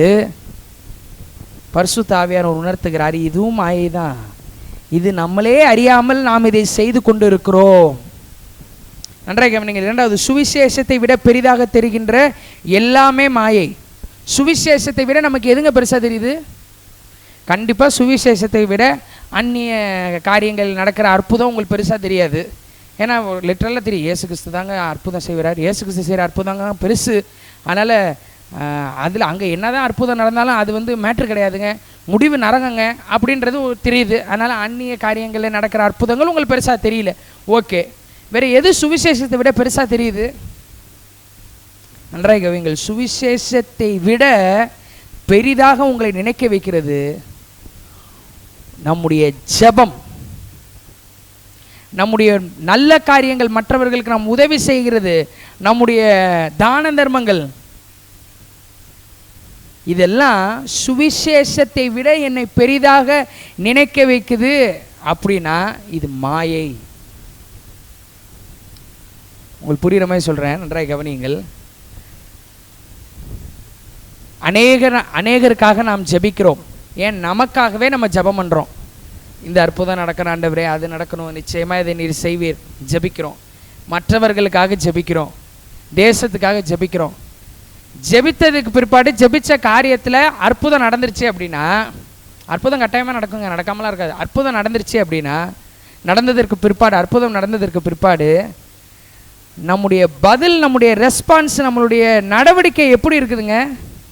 நான் ஜெபிச்சேங்க, நான் 21 நாள் உபவாசம் போட்டேங்க, நான் 40 நாள் உபவாசம் போட்டேங்க, நான் கண்ணு முழிச்சு அப்படியே இரவும் பகலும் ஜெபிச்சாங்க, அதனால கர்த்தர் செஞ்சாருங்க. சுவிசேஷம் எனக்கு இதை சொல்லவே இல்லை. சுவிசேஷம் எதை சொல்லுகிறது? பவுல் எதை சொல்றாருன்னா, நான் அல்ல கிறிஸ்துவேன்றார். கை தட்டலாமா இயேசுவுக்கு? பவுல் எதை சொல்லு? மேன்மை பாராட்டுகிறவன் கிறிஸ்துவை குறித்து மேன்மை பாராட்டட்டும், மேன்மை பாராட்டுகிறவன் சிலுவையை குறித்து மேன்மை பாராட்டட்டும். மேன்மை பாராட்டல் எங்கே அப்படின்னு ஒரு வசனம் இருக்கு. வேறொன்றையும் குறித்து நான் மேன்மை பாராட்ட மாட்டேன், கிறிஸ்துவின் அன்பை அல்லாமல். இன்னைக்கு நாம் எதை மேன்மை பாராட்டுகிறோம்? சுவிசேஷம் எதை எனக்கு காண்பித்தது, ஆனால் நான் எதை மேன்மை பாராட்டுகிறேன், எதை பெரிதாக நினைக்கிறேன்? என்னுடைய ஜெபத்தை நான் பெரிதாக நினைக்கிறேன் என்றால் நான் மாயையை பற்றி கொண்டு இருக்கிறேன் என்ற அர்த்தம். இதற்காக என்னை இயேசு பரபாஸ் என்னும் நிலையிலிருந்து விடுதலை பண்ணவில்லை. சுவிசேஷத்தை விட நான் மற்றவர்களுக்கு உதவி செய்கிறது எனக்கு பெரிதாக தெரிந்தது என்றால் நான் மாயையை பற்றி கொள்ளுகிறேன். நிறைய பேருக்கு இல்லாதவங்களுக்கு உதவி செய்யலாம், தப்பு இல்லை. இல்லாதவங்களுக்கு ட்ரெஸ் எடுத்து கொடுக்கலாம், நீடி பீப்புளுக்கு இயன்ற வரைக்கும் நீங்கள் உதவி செய்யலாம், தவறல்ல. ஆனால் இதற்கு காரணம் இயேசு, இதற்கு காரணம் இயேசு மட்டுமே. இயேசு தான் என்னை இதை செய்ய வைக்கிறார், இயேசு தான் இன்னைக்கு உங்களை என்னை பார்க்க வச்சிருக்கிறார், இயேசு தான் உங்களுக்கு கொடுக்குறதுக்கு காசு கொடுக்குறார், இயேசு தான் அது கொடுக்கணுன்ற சிந்தனையை கொண்டு வந்தார் என்று இயேசுவை பெரிதாக நினைக்க வேண்டும். நான் கொடுத்ததுனால தான் எனக்கு இந்த நல்லது நாளைக்கு நடக்க போகுது, கொடுத்ததுனால தான் நாளைக்கு என் சந்ததி நல்லா இருக்க போகுதுன்னு நினச்சோம் அப்படின்னா மாயையை பற்றி கொள்கிறேன் என்ற அர்த்தம். கொடுத்ததுனால சந்ததி நல்லா இருக்கட்டுங்க, கொடுக்கணுன்ற சிந்தனையை கொடுத்தது யாருங்க? ஜீவனையும் சுவாசத்தையும் சகலத்தையும் தருகிறவர் இயேசு கிறிஸ்து. அந்த இயேசு கிறிஸ்து என்னும் சுவிசேஷம் காண்பிக்கிற ஒரே கடவுளை மட்டமாக தரைக்குறைவாக நினைக்கக்கூடிய அளவிற்கு நம்முடைய காரியங்கள் பெருசாக தெரியுது அப்படின்னா மாயையை பற்றி கொள்ளுகிறோம் என்ற அர்த்தம். நான் என்கின்ற சுயநீதி, நான் பரிசுத்தமாக இருக்கிறேன், நான் ஒழுங்காக எல்லா காரியங்களையும் செய்கிறேன், நான் சரியாக வாழுகிறேன், நான் நான் நான் சுவிசேஷத்தை விட நம்மை பெரிதாக நினைக்க வைக்கின்ற எல்லா காரியங்களும் மாயையாக இருக்கிறது. முதலாவது பாயிண்டை பார்த்தோம். மாயையில் சிக்கிக்கொள்ளக்கூடாது என்பதற்காக பரபாஸ் என்னும் என்னை இயேசு விடுதலையாக்கினார். மாயையில் நான் சிக்கிக்கொள்ளக்கூடாது என்பதற்காக நரகத்திற்கு நேராய் போய் கொண்டிருந்த பரபாஸ் என்னும் என்னை இயேசு விடுதலையாக்கினார். எப்படிப்பட்ட மாயை? இயேசுவை விட்டு என்னை பிரிப்பது எல்லாமே மாயை. சமுதாயத்தில் நடக்கின்ற அநீதியை ஏன் நடக்கிறது என்று ஆராய்ச்சி பண்ணாமல் என்னை கிருபையாய் விடுதலையாக்கின இயேசு அவர்களுக்கும் அற்புதம் செய்வார் என்று சொல்லி சமுதாயத்திற்காக ஜெபிக்க வேண்டும். ஆராய்ச்சி பண்ணுகிறது மாயை. சுவிசேஷத்தை விட என்னை பெரிதாக நினைக்க வைக்கிறது எல்லாமே மாயை. நாம் ஜெபிக்கலாம், நாம் வேதம் வாசிக்கலாம், நாம் அநேக நல்ல காரியங்களை செய்யலாம், நாம் பரிசுத்தமாய் வாழலாம், நாம் எல்லா காரியங்களையும் நிச்சயமாக செய்ய வேண்டும். அதற்காக நம்மை கர்த்தர் அழைத்திருக்கிறார். என்னை விசுவாசிக்கிறவன் என்னை விட பெரிய காரியங்களை செய்வான் என்று சொல்லி சொன்னார். எல்லாமே நம்ம செய்யணும். ஆனால் எதுவுமே சுவிசேஷத்தை விட பெருசு கிடையாது, எதுவுமே இயேசுவை விட பெருசு கிடையாது. இயேசு மட்டும்தான் பெரியவர். இயேசுவிற்கு முன்பாக என்னுடைய ஜெபம் பெரியதல்ல, இயேசுவிற்கு முன்பாக நான் செய்கின்ற நல்ல காரியங்கள் பெரியதல்ல, இயேசுவுக்கு முன்பாக என்னுடைய சுயநீதி பெரியதல்ல. எல்லாமே இயேசுவால் வந்தது. நான் பரிசுத்தமாக இருப்பதற்கு காரணம் இயேசு, நாம் ஜெபிப்பதற்கு காரணம் இயேசு, நாம் வேதம் வாசிப்பதற்கு காரணம் இயேசு, நாம் அநேகருக்கு உதவி செய்கிறதற்கு காரணம் இயேசு, நமக்கு நல்ல சிந்தனைகள் வருகிறதற்கு காரணம் இயேசு, எல்லாருக்கும் ஜீவனையும் சுவாசத்தையும் சகலத்தையும் தருகிறவர் இயேசு. இயேசுவை மட்டுப்படுத்தி விட்டு இயேசுவை பெரிதாக நினைக்காமல் என்னை பெரிதாக நினைக்க வைக்கின்ற எல்லாமே மாயை. அந்த மாயையை பற்றி கொள்ளுகிறவர்கள் தங்களுக்கு வரும் கிருபையை போக்கடிக்கிறார்கள். இப்போ நமக்கு எல்லாருக்குமே தெரியும், ஏன் இந்த காரியத்தை உணர்த்தினப்ப எனக்கே பல விஷயங்கள் தோணுச்சு. இப்போ நம்ம என்னங்க பண்ணுறது? நான் என்னைய சுவிசேஷத்தை விட என்னோட காரியங்களை பெருசாக நினச்சிட்டேன்டா, நீ நான் என்ன பண்ணுறது? இதை விட அதென்ன சமுதாயத்தில் அநீதி நடக்கிறப்ப ஏன் நடக்குது, எதனால் நடக்குது, அப்படி இப்படின்னு சொல்லி என்னோட விசுவாசத்தையே கேள்வியாக்குற மாதிரி, இயேசுவே கேள்வி கேட்குற மாதிரி ஒரு சில ஆராய்ச்சியெலாம் நான் பண்ணிட்டேன்டா, நீ இப்போ என்ன பண்ணுறது? அழகான ஒரு வசனம், அழகான ஒரு ஜெபம் பைபிளில் இருக்குது. சங்கீதம் 119:37. மாயையை பாராதபடி நீர் என் கண்களை விலக்கி உமது வழிகளில் என்னை உயிர்ப்பியும். தாவீது சொல்லுகிறார், ஆண்டவரே எவ்வளவோ காரியம் இருக்குது மாயை, ஆனால் இந்த மாயையை பாராதபடி நீர் என் கண்களை விலக்கி, என் கண்களை விலக்கும் மாயை நான் பார்க்கக்கூடாது ஆண்டவரே. அநீதியில் ஆராய்ச்சி செஞ்சேன்னா நான் மாயை பார்க்குறேன்னு அர்த்தம். சுவிசேஷத்தை விட பெருசாக எதையாவது நினைக்கிறேன்னா மாயை பார்க்குறேன்னு அர்த்தம். ஆண்டவரே நான் அதை பார்க்காதபடி என் கண்களை நீர் விலக்கும். ஜெபிச்சோம்னா இயேசு விளக்குவாருங்க, ஜெபிச்சோம்னா இயேசு செய்வாருங்க. ஏன்னா நம்ம இயேசப்பாட்ட பேசுறதுல அவ்வளோ பவர் இருக்குது, பேசுகிற ஆள் அவ்வளோ வல்லமையுள்ளவர். மாயை பாராதபடி நீர் என் கண்களை விலக்கி உமது வழிகளில் என்னை உயிர்ப்பியும் கர்த்தாவே. ரிசரக்ட் ஓ லார்ட், உயிர்ப்பியும். ரிவைவ் அஸ் ஓ ஃபாதர். ஜெபிக்கும் பொழுது இயேசு அப்படியே செய்வார். அல்லேலூயா. முதலாவது பாயிண்ட் பார்த்தோம், மாயையில் சிக்கி கொள்ளக்கூடாது என்பதற்காக பரபாஸ் என்னும் என்னை இயேசு விடுதலை செய்தார். இரண்டாவது பாயிண்ட் என்னவென்றால், மகிமையுள்ள வாழ்க்கை நாம் வாழ வேண்டும் என்பதற்காக பரபாஸ் என்னும் உங்களையும் என்னையும் இயேசு விடுதலையாக்கினார். மகிமையுள்ள வாழ்க்கை நாம் வாழ வேண்டும் என்பதற்காக பரபாஸ் என்னும் உங்களையும் என்னையும் இயேசு விடுதலையாக்கினார். எடுத்து வாசிக்கலாம். லூக்கா 9வது அதிகாரம் 26வது வசனம். Look chapter 9 verse 26. ஓகே, இந்த வசனத்தை எல்லாருமே ஒரு தடவை சேர்ந்தே வாசிடலாமே. என்னை குறித்தும் என் வார்த்தைகளை குறித்தும் எவன் வெட்கப்படுகிறானோ அவனை குறித்து மனுஷகுமாரன் தம்முடைய மகிமையோடும் பிதாவின் மகிமையோடும் பரிசுத்த தூதர்களின் மகிமையோடும் வரும்போது வெட்கப்படுவார். நன்றாக கவனிங்க, எல்லாம் பைபிளை க்ளோஸ் பண்ணிடலாம். ரெண்டாவது பாயிண்ட், எதற்காக பரபாஸ் என்னும் என்னை இயேசு விடுதலை ஆக்கினார் என்றால், நான் மகிமையுள்ள வாழ்க்கை வாழ வேண்டும் என்பதற்காக பரபாஸ் என்னும் என்னை இயேசு விடுதலை ஆக்கினார். இந்த வசனத்தில் இந்த கடைசி அந்த ஒரு 3 மகிமைன்னு வரும், அதை வாசிங்களேன். மனுஷகுமாரன் தம்முடைய மகிமையோடும் பிதாவின் மகிமையோடும் பரிசுத்த தூதர்களின் மகிமையோடும் வரும்போது வெட்கப்படுவார். நன்றாய் கவனியுங்கள். ஏன் தெரியுமாங்க, இந்த பரபாஸ் என்னும் என்னை இயேசு விடுதலையாக்கினார் என்றால், ஒரு நாள் மனுஷகுமாரன் தம்முடைய மகிமையோடு வெளிப்பட போகிறார், பிதாவின் மகிமையோடு வெளிப்பட போகிறார், பரிசுத்த தூதர்களின் மகிமையோடு வெளிப்பட போகிறார். சீக்கிரத்தில் அந்த நாளை பார்க்க போகிறோம். அந்த நாளில் அவர் வரும்பொழுது அவர் நம்மளை பார்த்து வெட்கப்படக்கூடாதுன்றதுக்காக, அவர் நம்மளை பார்த்து வெட்கப்படக்கூடாது. யாரு? இயேசு. அந்த மகிமையுள்ள அந்த ஒரு முகம், அந்த பிரகாசம் உள்ள முகம், அந்த அற்புதமான முகம், இயேசு நம்மளை பார்த்து வெட்கப்படக்கூடாது. நம்ம மகிமை உள்ள வாழ்க்கை வாழணும். பரபாசாவே வாழ்ந்தா நிச்சயமாக வெட்கப்பட்டுருவான். பரபாசாகவே வாழ்ந்தா நிச்சயமா இவன் என் முகத்தை பார்க்க முடியாது, நானும் அவன் முகத்தை பார்க்க முடியாது, இவன் வெட்கப்படுவான். அதனால இவன் மகிமை உள்ள வாழ்க்கை வாழணும்னு சொல்லிட்டு என்னை ரிலீஸ் பண்ணாருங்க. அந்த மகிமை உள்ள வாழ்க்கை வாழும் பொழுது அவர் நாம் பார்ப்போம். இயேசு நம்மளை பார்த்து வெட்கப்பட மாட்டார். சீக்கிரத்திலே இயேசுவை மகிமை உள்ளவராய் பார்க்க போகிறோம். பிதாவின் மகிமை, பரிசுத்த தூதர்களின் மகிமை, குமாரனுடைய மகிமை வெளிப்படும் போது அவர் நம்மளை பார்த்து வெட்கப்படக்கூடாதுங்க. மகிமை உள்ள வாழ்க்கை நாம் வாழ வேண்டும். அதற்காக நன்றாய் கவனிங்கள். எப்படி இயேசு மகிமைப்படுவார், எப்படி இயேசு மகிமைப்பட முடியும், எப்படி நாம் மகிமை உள்ள வாழ்க்கை வாழ முடியும். நமக்கு ஆண்டவர் அநேக நன்மைகளை செய்கிறார். நமக்கு நடக்கின்ற நன்மைகளின் மூலம் இயேசு மகிமை அடைய வேண்டும், இயேசு மகிமைப்பட வேண்டும். மறுபடியும் சொல்லுகிறேன், நமக்கு நடக்கின்ற நன்மைகளின் மூலம், நம்முடைய குடும்பத்திலே நடக்கிற நன்மைகளின் மூலம் இயேசு மகிமைப்பட வேண்டும். அப்படிப்பட்ட மகிமை உள்ள வாழ்க்கையை நாம் வாழ வேண்டும். கர்த்தர் வீட்டை கட்டாராகில் அப்படின்னு வசனம் இருக்குங்க. நமக்கு வீட்டை தரது கர்த்தர், வீடுகளை தரது கர்த்தர். நமக்கு கர்த்தர் வீட்டை கொடுத்துருக்கிறாருங்க. இன்னும் அநேகருக்கு வீடு கொடுப்பாருங்க. அப்படி கர்த்தர் அந்த வீட்டை தரும்போது வீடு என்கின்ற அந்த நன்மையிலே கர்த்தர் மகிமைப்பட வேண்டும். கர்த்தர் மகிமைப்படாத எந்த ஒரு காரியமும் அந்த வீட்டில் நடக்கக்கூடாதுங்க.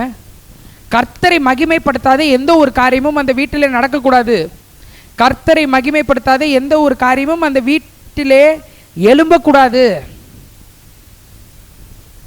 வீடு என்னும் நன்மையிலே, அது வாடகை வீடோ சொந்த வீடோ எதுவாக இருந்தாலும் சரி, வாடகை கொடுக்க முடியலையா சீக்கிரத்தை கர்த்தர் சொந்த வீடு தருவார். அல்லேலூயா. இல்லை வாடகை வீட்டிலே ரொம்ப வருஷம் இருந்துட்டேன்னு நினைக்கிறீங்களா, சொந்த வீடு வேணும்னு நினைக்கிறீங்களா, கர்த்தர் கட்டாயமாக தருவார். வீடு இல்லை வீடுகளை தருவார். இன்னும் இல்லாதவங்களுக்கு பல பேர் கொடுங்க வீட்டை. ஆனால் அந்த வீட்டிலே கர்த்தர் இயேசு மகிமைப்பட வேண்டும். அடுத்தது, நம்முடைய குடும்பத்திலே திருமண காரியங்களை கர்த்தர் நடத்தி வைக்கிறார். திருமணம் என்கின்ற உறவு கர்த்தரால் ஏற்படுத்தப்பட்டது. அந்த திருமண வாழ்க்கையிலே கர்த்தர் மகிமைப்பட வேண்டும். திருமண காரியத்திலே கர்த்தர் மகிமைப்பட வேண்டும். இயேசு மகிமைப்படும்படி மகிமையுள்ள வாழ்க்கையை வாழ வேண்டும். இதற்காக தான் பரபாஸ் எனும் என்னை இயேசு விடுதலை ஆக்கினாருங்க. ஒரு நாள் நான் வருவேன்ப்பா, அப்போ நான் மகிமையோடு வருவேன்ப்பா, அப்போ உன்னை பார்த்து நான் வெக்கப்படக்கூடாதுப்பா, நீ மகிமையுள்ள வாழ்க்கை வாழ்ந்தினா உன்னை பார்த்து நான் சந்தோஷமா இருப்பேன்ப்பா, அந்த மகிமையுள்ள வாழ்க்கை வாழ்றதுக்கு நானே உனக்கு உதவி செய்கிறேன்ப்பா. எப்படிப்பட்ட நல்ல தேவனை நாம் ஆராதிக்கிறோம். முதலாவது பார்த்தோம், வீடு என்னும் நன்மையிலே இயேசு மகிமைப்பட வேண்டும். திருமணம் என்னும் நன்மையிலே இயேசு மகிமைப்பட வேண்டும். குழந்தைகள்,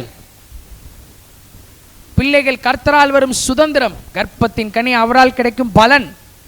கர்த்தர் அநேகருக்கு குழந்தை பாக்கியத்தை கட்டளையிட போகிறார். அநேகருக்கு குழந்தைகளை கர்த்தர் தரப்போகிறார்.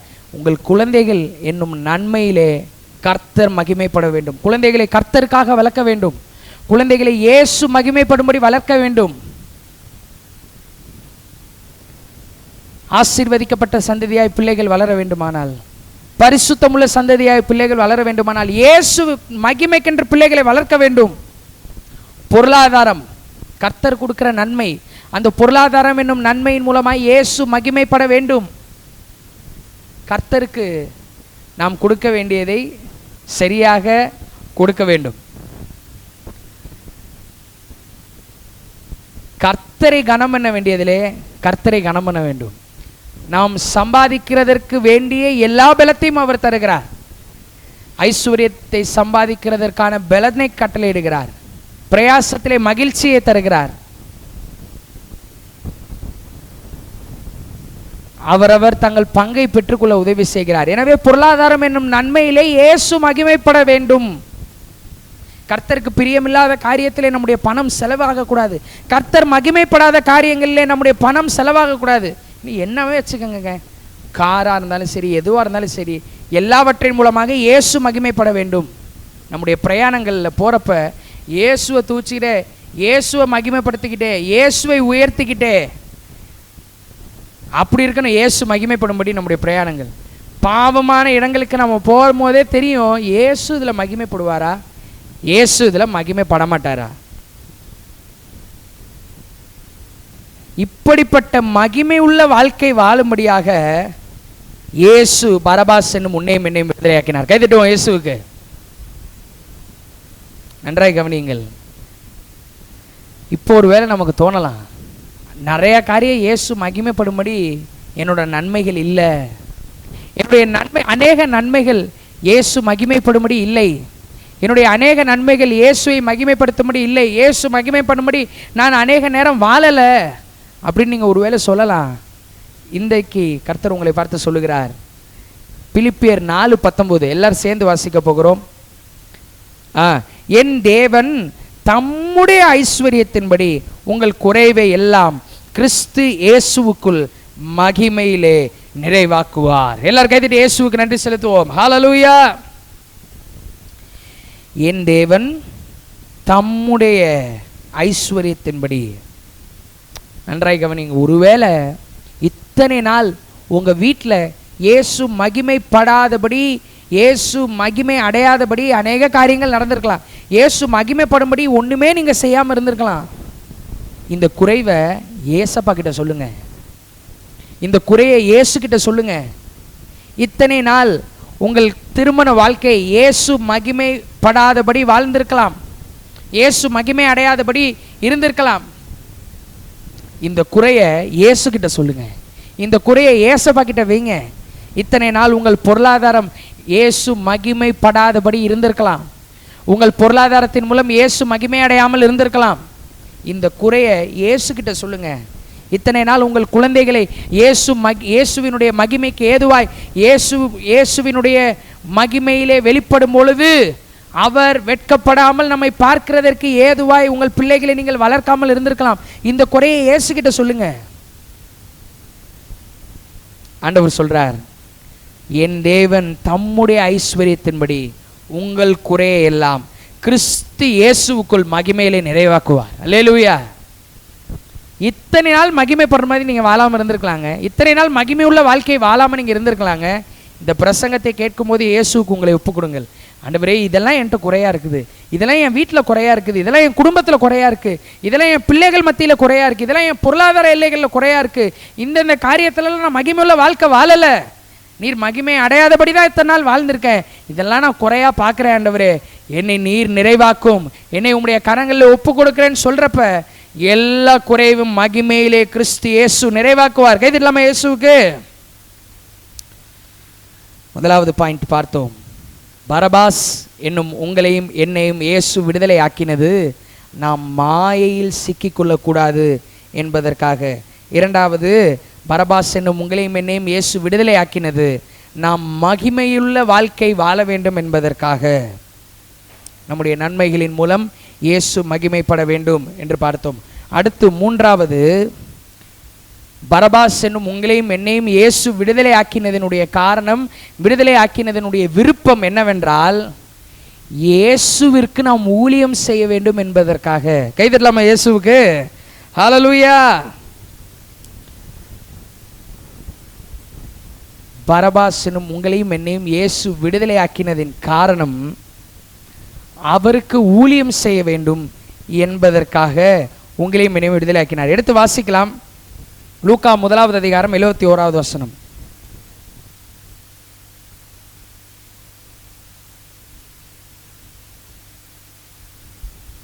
உங்கள் சத்துருக்களின் கைகள் நின்று நீங்கள் விடுதலையாக்கப்பட்டு உயிரோடு இருக்கும் நாளெல்லாம் பயம் இல்லாமல் எனக்கு முன்பாக பரிசுத்தத்தோடும் நீதியோடும் எனக்கு ஊழியம் செய்ய கட்டளையிடுவேன்.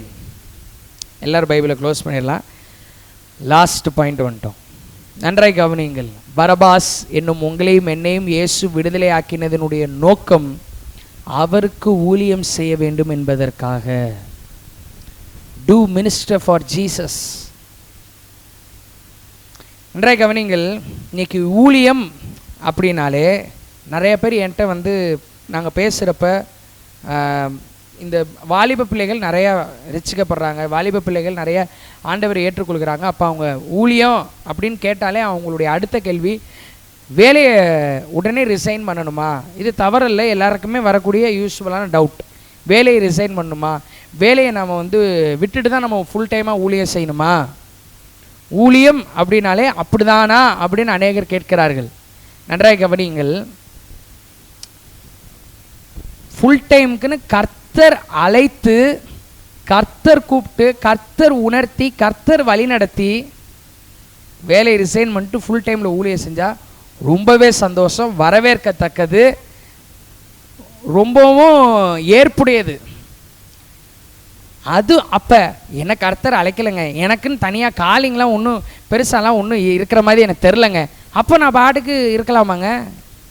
நன்றாய் கவனியுங்கள். ஒரு கம்பெனியில் நீங்கள் வேலை செய்கிறீங்க அப்படின்னா அந்த கம்பெனியில் நீங்கள் இயேசுவிற்கு ஊழியம் செய்ய வேண்டும் என்று சொல்லி பரபாஸ் என்னும் உங்களையும் என்னையும் இயேசு விடுதலையாக்கி இருக்கிறார்.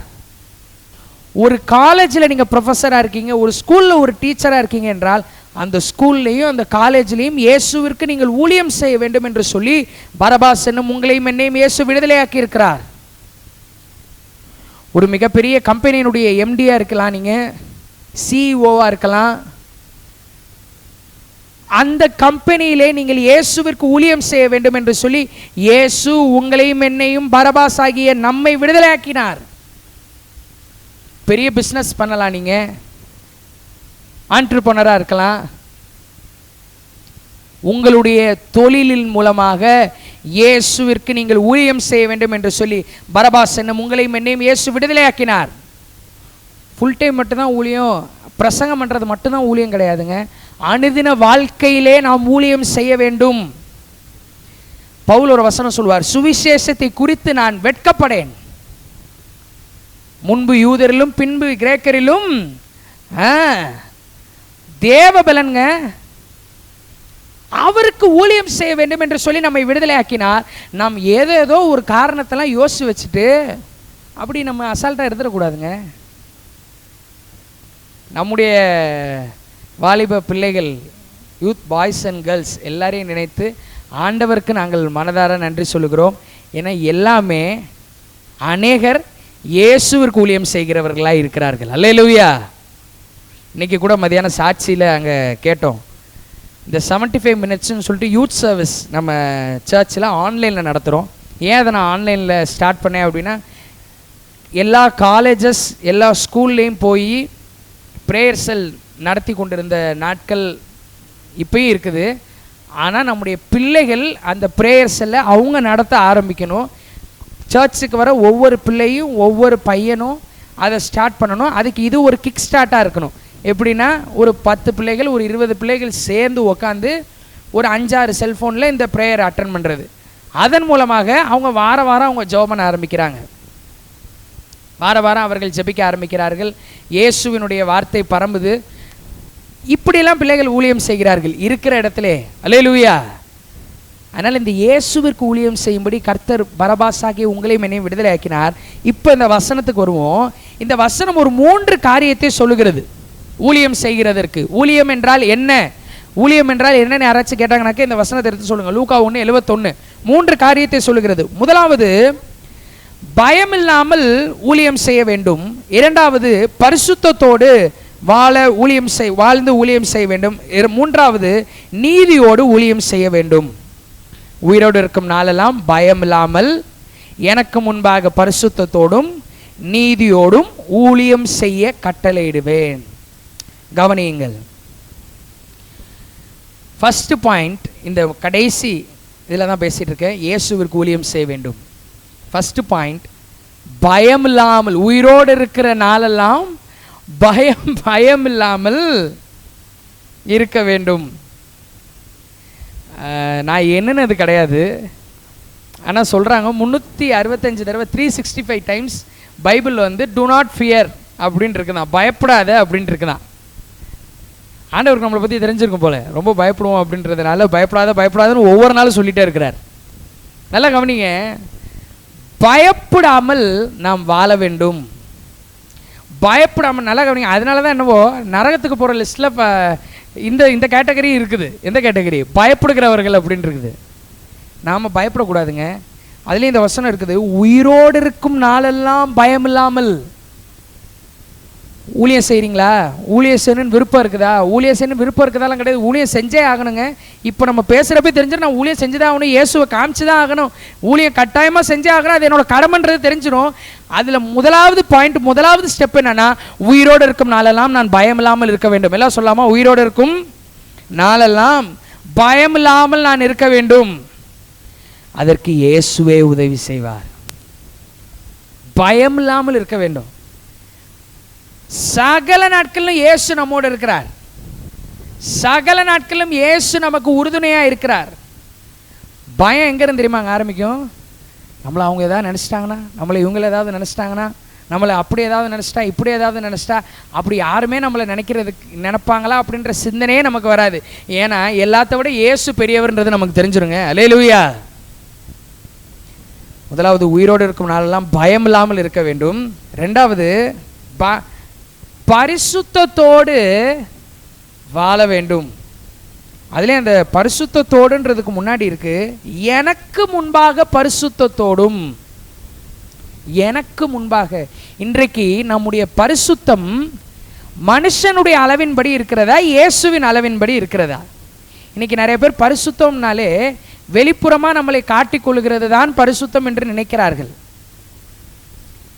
வெளிப்புறமாய் நம்மை காண்பித்துக் கொள்கிறது மட்டும்தான் பரிசுத்தம் என்று அநேகர் நினைக்கிறார்கள். ஆனால் நல்ல ஒன்று கவனிங்க, ஆண்டவர் இந்த இடத்துல தெளிவாக சொல்கிறார், உயிரோடு இருக்கும் நாளெல்லாம் பயமில்லாமல் எனக்கு முன்பாக பரிசுத்தத்தோடும்.